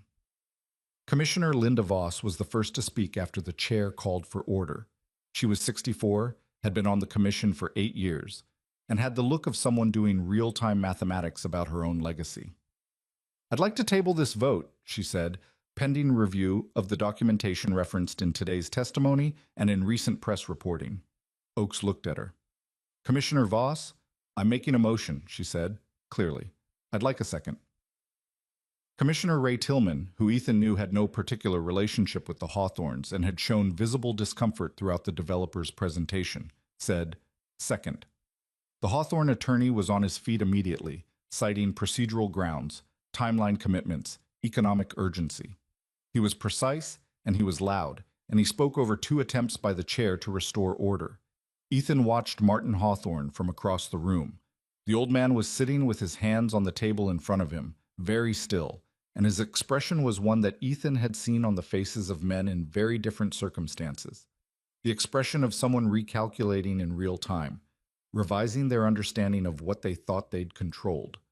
The vote to table was 4-3. It wasn't a defeat of the project. It wasn't a vindication of 7 years. It was a procedural pause, a breathing room, a signal that the room had changed. But the Hawthorne attorney, for all his composed professionalism, had not expected it, and that was visible in the way he gathered his documents and the careful absence of expression on his face as he did. Outside, in the corridor, Ethan found Ava surrounded by her attorneys and by people he didn't know. Constituents, apparently, people who had come to the meeting or heard about it and wanted to say something to her directly. She was handling it with the same directness she brought to everything, listening more than she spoke, thanking people without performing gratitude. She looked at him across the corridor. He looked back at her. There were people between them and no clean way through, and it didn't matter. He had stood at the back of a room and watched her take back something that had been taken from her by degrees and over years, and she had done it without asking for his permission or his help or his anything beyond his presence, which was the only thing he'd offered. And he understood, watching her, that this was what she'd needed all along. Not someone to fight for her, but someone who would stand still while she fought, who would be there without making it about being there. Claire Ashworth appeared at his elbow. "That was something," she said. "Yes," he said. "She's not done," Claire said. "The civil case, with the new evidence with Fossey and Haskell and Pruitt, she has a real case now. This hearing was one room." She paused. "There are going to be more rooms." "I know," he said. "How are you holding up? Your business, the violations?" "We're managing." He watched Ava across the corridor, still surrounded, still talking to people with that particular focused attention she gave to whoever was speaking. "She's okay," he said, which wasn't the question Claire had asked, but was apparently what he needed to say. Claire looked at him with the expression of a journalist who had been watching people for 20 years and had learned to read what they revealed by what they didn't quite conceal. "Yeah," she said, "I can see that." He stayed in the corridor until the crowd thinned. He didn't approach Ava directly. She had her attorneys, had things to discuss, had a world of next steps that had just become realer and more demanding. He was getting his coat from where he'd folded it over a chair when he felt her behind him. "Ethan." He turned. She was tired. He could see it now that the room had cleared and the attention had dropped away. Real exhaustion, the kind that follows the sustained effort of being composed in public when what you are underneath is a person who has been fighting for a very long time. But underneath the exhaustion was something else, something that had been absent in the months he'd known her and was present now. Not peace. Not that. There was too much still unsettled for peace, but something adjacent to it. The particular quality of a person who has stopped waiting. "Thank you," she said. "You did that," he said. "All of it. You made it possible. You would have gotten here eventually." She looked at him for a moment. "Maybe," she said, "but not today." She paused. "Today required you." He didn't have an answer for that. He stood there in the emptying corridor of the Bevel County Courthouse on a gray December morning, and he looked at this woman who had come back to her hometown to reclaim something and had ended up reclaiming more than a house. And he thought about 5 years of small routines and honest work, and a life that had contracted down to the size of what was manageable. He thought it might be time to let it expand again. "Buy you a coffee?" he said. She almost smiled. Not quite. Almost. "I thought you didn't like Della's coffee." "It's adequate," he said. She did smile then. The real one. Unguarded. The one he'd been cataloging without admitting it since the first morning she'd appeared in the doorway of his garage. "Yeah," she said. "Okay, coffee." They went out through the courthouse doors into the cold gray morning, and the town was there. The hardware store still open, the traffic light still blinking, the particular unhurried life of a small place that had been forgotten by everyone who left, and was now, slowly, remembering itself. The coffee at Della's was, as advertised, adequate. They sat at the same table where Ethan had been sitting the morning everything started. The second window, the chair he always took. A second chair pulled up beside it with enough room for Ava's wheelchair to sit level with the table rather than awkward at the end of it, which was something he'd thought about before pulling the chair out. She noticed that he'd thought about it. She didn't say anything, but she noticed. Outside, Pine Hollow went about its gray December morning. A truck idled at the light.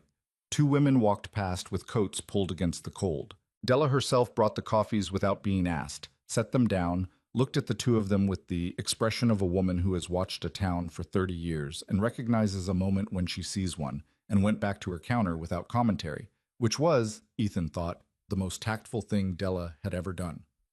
"What happens now?" he asked. Ava wrapped her hands around the cup. "Now the lawyers work." She said it with the particular acceptance of someone who has learned to separate the things she can control from the machinery that has to operate on its own schedule. The civil case reopens with the new evidence: Fosse's disclosure, Haskell's statement, Pruitt's testimony. Patricia says it's a substantively different case than the one I had 7 years ago. Back then I had my account against the Hawthorne's resources. Now there's documentation. How long? Could be a year, could be 2. She looked at her coffee. These things don't move fast. Are you okay with that? She thought about it honestly. I'm better with it than I was a month ago. The waiting is different when you're not waiting alone. She glanced at him, then back at the cup. The state investigation is separate from my civil case. Pruitt's referral to the State Division is already in motion. Carver has been placed on administrative leave pending review, which happened quietly, without announcement, which is how those things happen. I found out through Patricia. And Davis Hawthorne? A pause. He retained separate counsel from his father 2 weeks ago. She said it evenly. Which tells its own story. It did. When a family that has operated as a unified front begins to divide its legal representation, it means someone has decided that the shared interest is no longer worth the shared exposure. Davis Hawthorne, at 30, was apparently less willing than his father to hold a line that was costing more than it was protecting. Ethan thought about Davis Hawthorne, not with particular feeling, just with the analytical clarity that came naturally to him when he considered problems. He was a man who had done a genuinely terrible thing at 22, had been protected from its consequences by people with the power and motivation to protect him, and had spent 8 years living inside that protection without being required to reckon with what it had cost someone else. That kind of life did particular things to a person, not always the things you expected. Sometimes the protection itself became a weight, the knowledge of what you'd gotten away with sitting in the bottom of a man and affecting the specific gravity of everything he did afterward. Ethan didn't feel sorry for him, but he understood mechanically how a person got from one point to another through those particular circumstances. "What about the Harrison Street project?" he asked. "Dead, essentially. The developer issued a statement yesterday saying they were reassessing project viability. Very careful language." She almost smiled. "It means they've done the math and concluded that building a commercial complex at the center of an active corruption investigation is not the use of capital their investors had in mind." "And the remaining homeowners on the street?" "Most of them were in contact with Ava's civil attorneys before the hearing. 3 families want to review whether the prices they were offered and accepted were genuinely fair market value given the circumstances around the negotiation." She paused. "That's a separate process, but it's moving." The cafe had filled up around them in the way that cafes fill on cold mornings, gradually, without fanfare, until the ambient murmur of it became its own kind of warmth. Ethan drank his coffee and thought about how much had changed between the morning he'd sat here with his phone and a man had put his foot on the wheel of a woman's chair while 23 people looked away, and this morning. "I've been thinking," Ava said. He waited. "I've been thinking about what the past 4 months have looked like from the outside." She chose her words with visible care. "A man I barely knew decided to get involved in a situation that wasn't his, and that cost him professionally and personally, and that put him in the way of people who had no reason to treat him gently." She looked at him. "That's an unusual thing for a person to do." "Not that unusual," he said. "Ethan." She said his name in the tone of a person who would like him to take what she's saying seriously. "It's unusual." He thought about how to answer that. He thought about Roy's face the morning of the first false violation notice, the particular outrage of a man who believes in fair dealing and has just seen a clean example of the opposite. He thought about Patricia Geary firing back at every notice within 48 hours, the systematic pleasure she took in a documented counter-record. He thought about Tom Haskell, who'd driven to the county courthouse on a December morning and sat in the third row of a public meeting to witness something being set right in a small, real way. "I think," he said slowly, "that people do what they can do when they finally decide to. The unusual part isn't getting involved. The unusual part is the moment of deciding." He paused. That part I can't really explain. She was quiet for a moment. Sophie explained it to me, she said. He looked at her. What? Last week. When I came over for dinner, you were in the kitchen and Sophie was showing me her rocks, and she told me. Ava stopped, and something shifted in her expression, softer than her usual presentation, less managed. She said her dad used to be a little sad sometimes, but that he wasn't sad as much anymore. And then she showed me a rock she said was a fossil and told me about how things get preserved in stone. She paused. She's 8. She's terrifying, he said. She's extraordinary. Ava looked at him steadily. Like her father. The word landed between them and stayed there. He didn't deflect it, which was something he would have done 2 months ago. He just looked at her and let it be what it was. I'm not extraordinary, he said. I just showed up. Ethan. Again the tone. Showing up is the whole thing. It has always been the whole thing. He thought about that. About showing up. The physical and emotional act of it. The decision to be present in the specific situation in front of you, rather than the easier, safer situation you could construct by looking elsewhere. He'd learned in the military that the most important tactical decision was often not what you did when you were there, but whether you showed up at all, whether you put yourself in the position to act or positioned yourself to avoid acting. The rest was detail. He'd spent 5 years, after Sarah died, getting very good at avoiding positions that required him to act. It had felt like stability, had looked like stability. The garage open every morning, Sophie's lunch packed, the creek stones cataloged, the routines in place. But somewhere underneath the stability, something had been waiting, the way Haskell had been waiting out on Cutter Road splitting wood for someone to ask the right question. He supposed Ava Sterling, in a cafe on a Tuesday morning with 3 men laughing at her and a room full of people looking away, had been that question. The formal results came in stages, the way results in legal and institutional processes always do, not in clean moments of resolution, but in a sequence of papers filed and findings issued and statements released that collectively added up to something that could be called justice. If you were willing to accept that justice in practice looked considerably less cinematic than justice in principle. In February, 6 weeks after the hearing, the State Investigative Division completed its review of the Route 47 accident case and issued a finding that the original investigation had been compromised by procedural irregularities consistent with external interference. Lieutenant Carver was placed on permanent administrative leave and later resigned. The finding was careful and specific and did not use the word corruption. It used the phrase failure to maintain the integrity of investigative process. But the local and regional press translated it without difficulty, and Claire Ashworth's third article, which ran the same week, was the one that made the wire services and got picked up by papers in Lexington and Louisville. The morning that article ran, Ethan was at the garage doing a routine oil change when Roy came in with his phone, set it on the workbench face up with the article displayed, and said nothing. Just left it there and went back to his work. Ethan read it, wiped his hands on a rag, and went back to the oil change. They didn't discuss it. Some things don't need discussion to be fully understood between two people. The false code violations against Cross Auto were formally dismissed in March. Patricia Geary sent him a one-line email that said, "All clear, no further action pending. Well done," which was, for Patricia, effusive. The civil case, Ava's reopened claim against Davis Hawthorne and the parties responsible for the compromised investigation, settled out of court in April, 7 months after the December hearing. The terms were confidential, which was standard. What was not confidential, because Ava had negotiated it specifically as a non-negotiable condition, was a formal written acknowledgement of liability, a legal document stating that the accident on Route 47 had been caused by the negligent operation of a vehicle by Davis Hawthorne, that the blood alcohol evidence had been mishandled, and that the original settlement had been obtained under conditions that did not constitute fair negotiation. Ava called him the afternoon she signed it. "It's done," she said. He was behind the garage in the small yard where he kept the parts he was waiting on, and he sat down on an overturned crate in the April cold and held the phone. "How do you feel?" he asked. A long pause. He didn't try to fill it. "Like I can breathe differently," she said finally. "That sounds strange." "It doesn't. Like something I didn't know I was holding."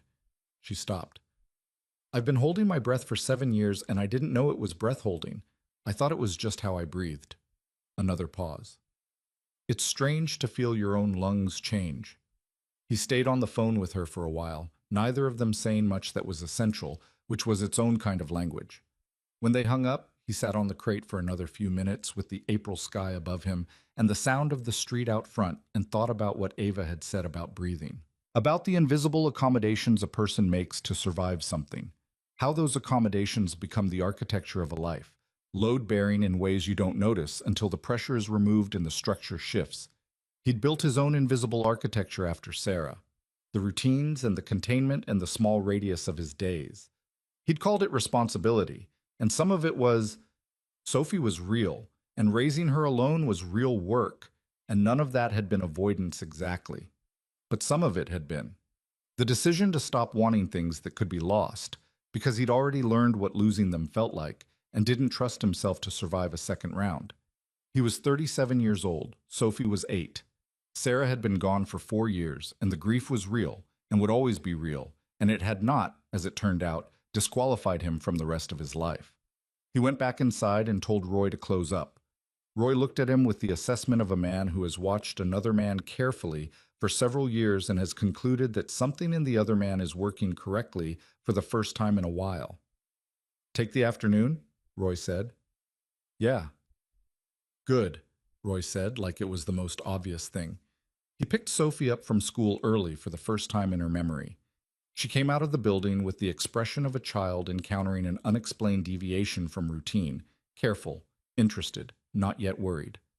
"Did something happen?" she asked, buckling her seatbelt. "No, I just wanted to pick you up." She studied him from the back seat with the particular assessment of a person who has been the child of a complicated adult for long enough to know the difference between something happened and "I just wanted to."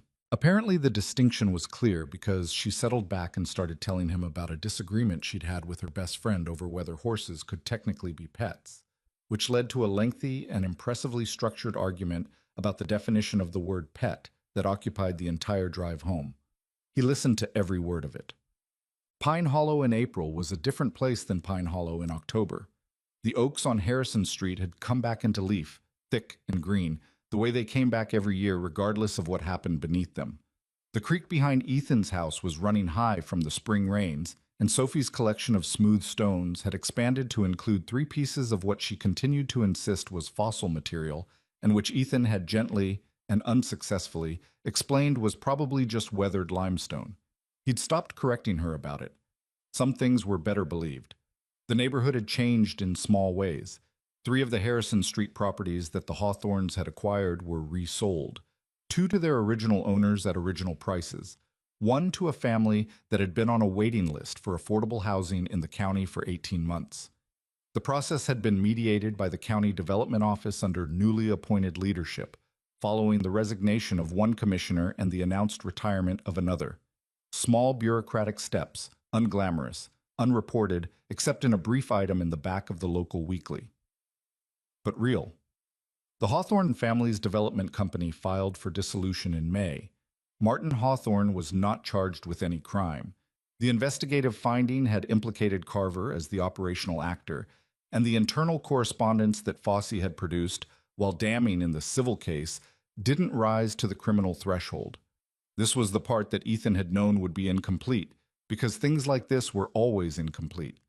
Justice in real life came in the form of the things that changed and the things that didn't, and you had to make your peace with the ratio.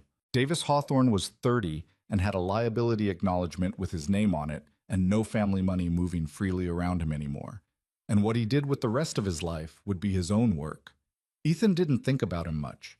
He'd found, over the years, that the people who had done damage and been held to account had their own roads to travel, and those roads weren't his to walk or judge. His attention was better spent elsewhere. It was better spent specifically on the dinner table on a Friday evening in late May, where Sophie was explaining to Ava the fossil situation with the focused intensity of someone who has been told they are wrong by multiple authorities and has not accepted this. "It has texture," Sophie said. "Regular rocks don't have texture like this." "Some rocks do," Ava said, with the directness she brought to everything, which Sophie received from her without offense in the way she somehow received it from nobody else. "But you could take it to the University Extension in Bardstown. They have a geology program, and they'll tell you definitively." Sophie considered this. What if they say it's just limestone? Then you'll know. And you can keep it anyway. Why would I keep it if it's just limestone? Because you found it, Ava said. That makes it yours regardless. Sophie thought about that. Then she put the rock carefully back in her pocket and picked up her fork and went back to dinner with the air of a case being tabled rather than closed. Ethan watched this exchange from across the table and felt something he'd been feeling in increasing amounts for the past several months without having a completely clean vocabulary for it. It wasn't happiness exactly. Happiness was too simple a word for something with this many layers. It was more like coherence, the feeling of parts of a life that had been moving separately beginning to occupy the same space. He'd been thinking about what to do with that feeling for weeks. Not rushing it, because things worth having weren't improved by hurrying, but thinking about it seriously. The way he thought about serious things, methodically, with honest accounting for what he wanted and what was realistic and what the risks were. After dinner, Sophie went to the creek. Supervised, it was still light. She was 8 and knew every inch of the bank. And Ethan and Ava sat on the porch with their coffee. The evening was warm. The oaks were in full leaf. Somewhere down the street a neighbor was mowing, the sound lazy and familiar. I've been thinking about staying, Ava said. He looked at her. You're going somewhere? No, that's what I mean. She held her mug. My company has been operating remotely with me here since October. I kept thinking of it as temporary, that eventually things would settle, and I'd go back to having an office in Louisville and being physically there most of the week. She paused. But the company is running fine, and I like being here. A beat. I like being here more than I expected to. He thought about asking what had changed her calculation. He thought he probably knew, and asking would be making her say something that she was already saying indirectly, which was not a generosity. It's a good place to be, he said instead. She looked at him sideways. That's what you're going with? I have more, but I'm pacing myself. She almost laughed. The almost laugh that was better than most people's real ones. She looked out at the street, at the evening coming down through the oaks, and there was something in her face that was new. Not new. He'd seen versions of it since December, but consolidated, settled in its own bones. I spent a long time, she said slowly, believing that what happened to me was the permanent definition of my life, that the accident was the central fact and everything else was arranged around it. She paused. I didn't think of it that way consciously, but looking back, the way I worked, the way I kept people at a distance, the way I handled everything alone, that's what I was doing. Building a life around the wound instead of around the person. He listened without moving. I don't think that anymore, she said, or I'm working on not thinking that anymore. It's not a switch. She glanced at him. But I wanted to tell you, because you're part of why. He was quiet for a moment. Below them in the yard, the light had gone golden and late, and he could hear Sophie at the creek, her voice, the particular sound of her moving through water in her boots, despite having been explicitly told about her boots. And the evening felt like something he'd been walking toward for a long time, from a direction he hadn't been watching. Can I tell you something? He said. Yes? When Sarah died, I decided, not consciously, but I decided, that I'd used up my share of certain things. He looked at his hands. That I'd had my people, and the right thing now was to protect what was left of them, which was Sophie, and do the work, and not ask for anything that could be taken. He paused. I thought that was wisdom. I think now it was mostly fear with a reasonable explanation attached to it. Ava was watching him with the full attention she gave to things that mattered. You changed that, he said. Not by... I don't mean you fixed anything. I mean watching you fight for what was yours reminded me that there are still things worth fighting for, including the things you haven't lost yet. He stopped. I'm saying this badly. No, she said quietly. You're not. He looked at her. She looked back at him in the way she'd been looking at him for months. That direct, undeflected attention that he'd been cataloging without letting himself name what it was. I'd like to take you to dinner, he said. Not Della's. Somewhere that requires a reservation. A pause. That took you long enough, she said. He felt something shift in his chest that he hadn't felt in 4 years. I'm a methodical person. I noticed. But she was smiling now. The real one, the unguarded one. the one he'd been cataloging since the first morning in his garage. "Yes," she said, "I'd like that." From the creek came the specific sound of Sophie discovering that the depth of water in her boots was no longer theoretical, followed by a noise that was equal parts outrage and delight, followed by the noise of her deciding that since she was already wet, she might as well continue what she was doing. Ethan stood up from the porch chair. "I have to go get my kid." "I know." Ava was still smiling. "Go get your kid." He went down the porch steps and across the yard and found Sophie standing in the creek with her boots full of water and her hands cupped around something she was examining with the intensity she brought to potential geological significance. "Boots," he said. "Look at this one," she said, holding it up. The rock was smooth and pale with a faint linear marking along one side. He looked at it. In the evening light, the marking it was probably nothing, almost certainly weathered limestone. But the linear quality of it was genuinely interesting, and he found himself crouching at the bank to see it better. "That's not nothing," he said. Sophie's face did the thing it did. "I know." "It's probably still limestone," he said. "But maybe not." "But maybe not," he agreed. He carried her back to the bank on his back because the boots were unsalvageable anyway, and she held the rock carefully in both hands the whole way. And behind them the creek went on in the evening light, indifferent and constant and clean. Book. There is a thing that people say about small towns, that nothing changes, that they're caught in amber, that the same families and the same problems and the same quiet arrangements of power reproduce themselves across generations without interruption. And there's enough truth in that to keep it circulating.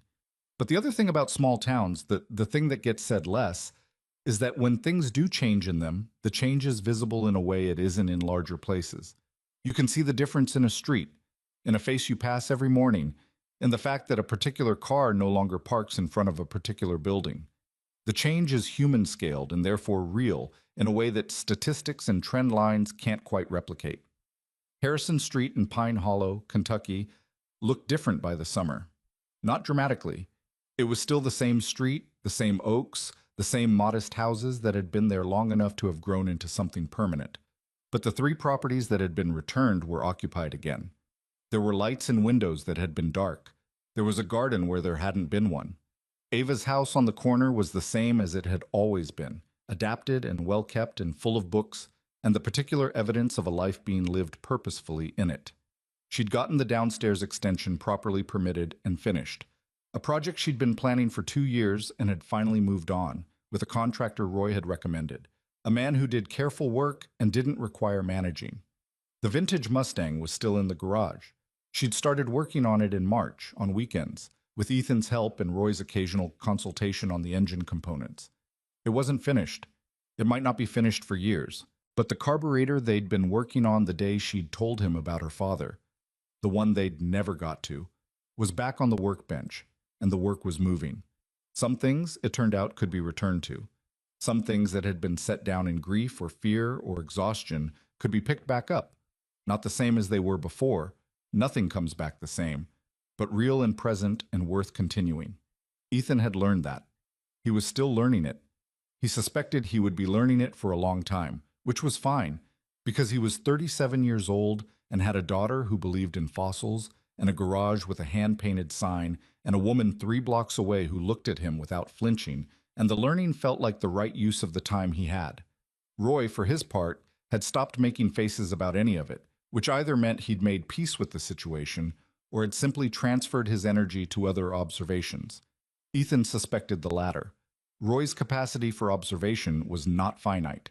Sophie put the possibly not limestone rock on her windowsill between 2 smoother creek stones and left it there through the rest of spring and into summer. She never did take it to the university extension in Bardstown. Ethan thought about suggesting it a few more times and then didn't, because there was something in the uncertainty that seemed to be the point. The keeping of a thing whose full nature hadn't been resolved, the willingness to live alongside a question rather than forcing it to an answer. He understood that now better than he would have a year ago. The last evening of June was warm and running long, the light staying past 8, the kind of evening that made the Kentucky summer feel like a compensation for the winters. Sophie was asleep by 9, exhausted by a day at the creek that had involved 3 potential fossils, 2 definitely not fossils, and one minnow that she had caught in her hands and released with the gravity of a person conducting a sacred act. Ethan sat on his back porch in the long light with a glass of water and thought about the past 9 months with the same methodical attention he brought to most things. He thought about a cafe, and a wheel, and a room full of people looking away. He thought about Roy's face, and Tom Haskell's kitchen, and Gerald Pruitt's untouched coffee in a diner in Tennessee. He thought about a paper document replaced by a typed one, and what that small substitution had cost a 23-year-old woman in a rehabilitation facility, and what it had cost her for 7 years afterward, and what it had finally cost the people who did it when the weight of it was no longer something they could manage. He thought about what Roy had said the very first day. People said things and then stopped saying them. The thing about silence, enforced silence, the silence that money and power buy, is that it has a lifespan. It feels permanent because it's designed to feel permanent. But silence is just the absence of sound, and absence can be ended by anyone willing to make the right noise at the right moment. Tom Haskell had been willing, finally, after years of splitting wood on Cutter Road. Gerald Pruitt had been willing, after years of waiting for someone to call. Margaret Foss had been willing when the cost of staying silent finally exceeded the cost of speaking. And Ava had been willing from the beginning. That was the thing that people sometimes missed in her story, the thing that got lost in the narrative of what was done to her. She had never stopped being willing. She had signed a document at 23 because she was exhausted and alone and the math didn't work. But she had never once decided that what happened to her was acceptable. She'd just been waiting, in her competent and contained way, for the conditions to change. Ethan had not saved her. He wanted to be clear about that in his own understanding, because the alternative version, the one where a man rides in and rescues a woman and the story is really his story, was not what had happened and not a story he was interested in telling himself. What had happened was simpler and more complicated at the same time.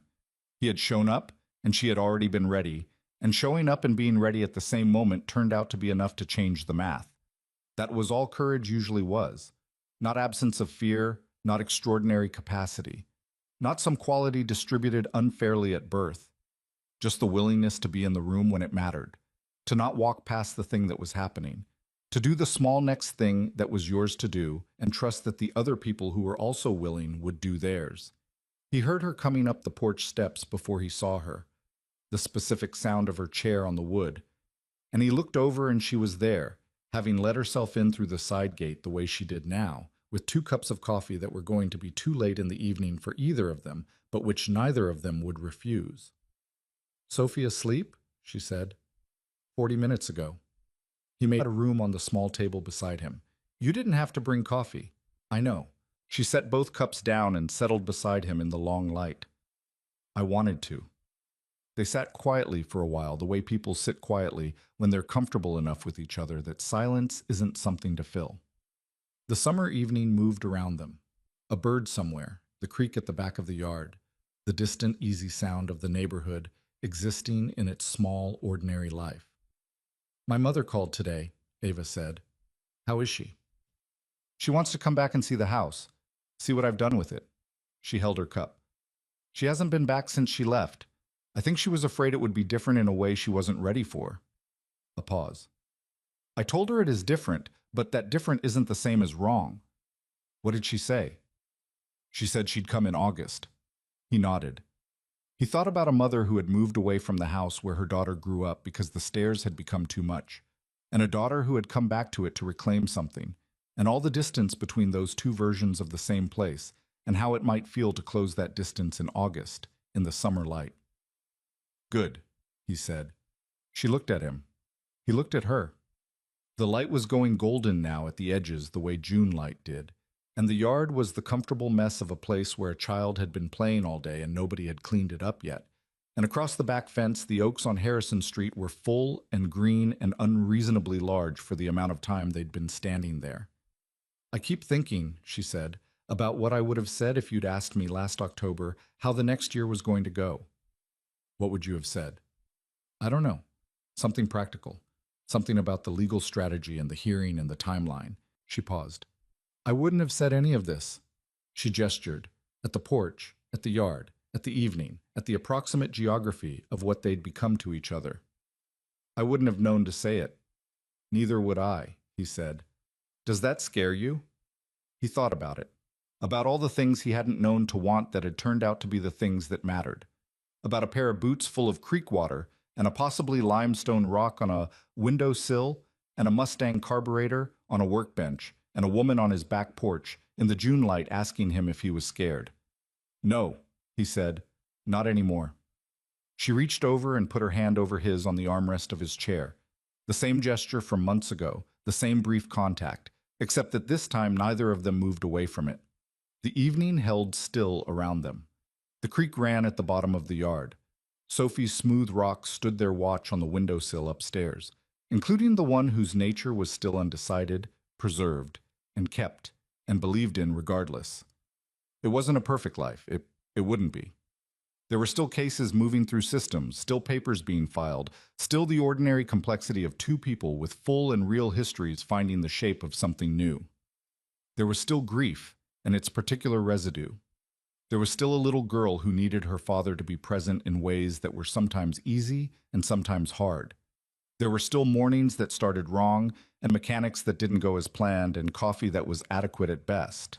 But there was also this. A porch in the long evening of a summer that had come after a very long winter, and two people who had learned, the hard way, the only way, that the life still worth living was the one right in front of you, if you were willing to look at it without flinching. Sometimes that's the whole story, sometimes that's enough.